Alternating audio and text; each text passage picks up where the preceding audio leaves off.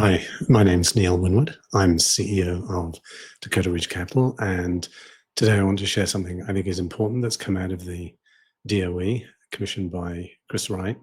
It's a report that he pulled together using contacts that he knew from the scientific community, not picked with any particular bias in mind, a diverse group of experts, and I think it's an important document to take a look at.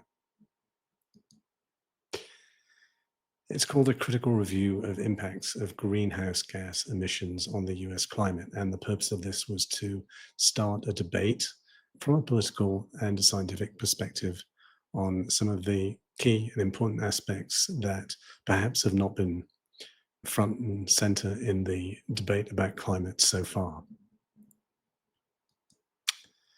The key findings that CO2, although the villain of the piece, has direct benefits. It boosts plant growth, improves water efficiency, contributes to global greening. Extreme weather trends are limited. There are no significant long-term trends for hurricanes, tornadoes, floods, or droughts in US data, and models show that warming bias, running hot versus observations, exaggerated future warming when paired with extreme emissions scenarios, and the economic risks of the models, or predicted by the models, are overstated. Overly aggressive policies may cause more harm than benefit. US emissions cuts may have minimal direct impact on global climate, and the effects may be delayed. Let's take a deeper dive on carbon dioxide. Pollutant or plant food.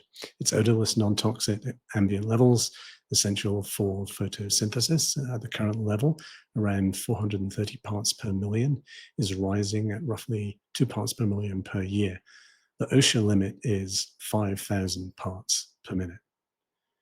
Greenhouse effect is the primary concern, but the pollutant label is really a regulatory one as opposed to a scientific one.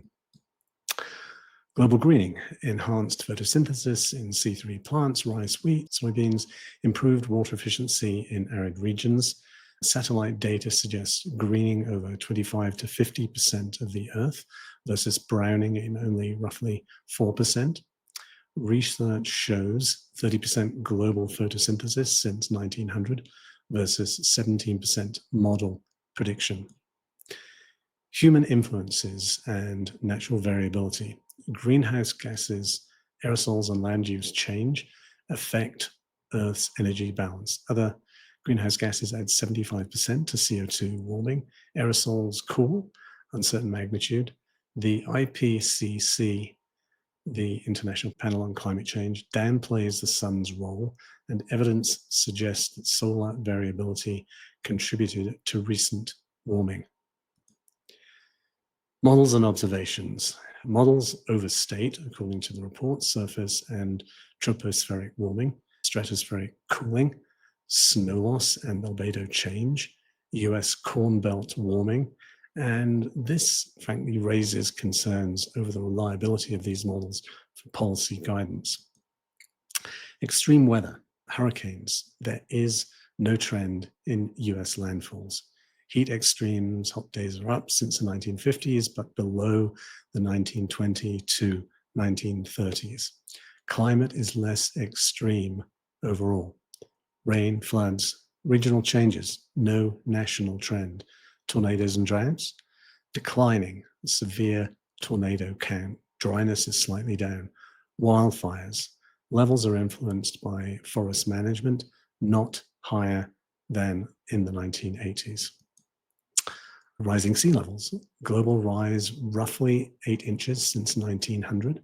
US coastal change is highly variable due to local subsidence and currents. The largest rises are in Galveston and New Orleans, Chesapeake Bay, and mostly due to land sinking. Tide gauges, no acceleration beyond historic average. Attribution challenges. The large role for natural variability, e.g. the Great Pacific Climate Shift. The IPCC's optimal fingerprinting method has been criticized for overestimating human influence. And climate models have known biases. Event attribution for extremes equals low confidence. Policy implications, what are they?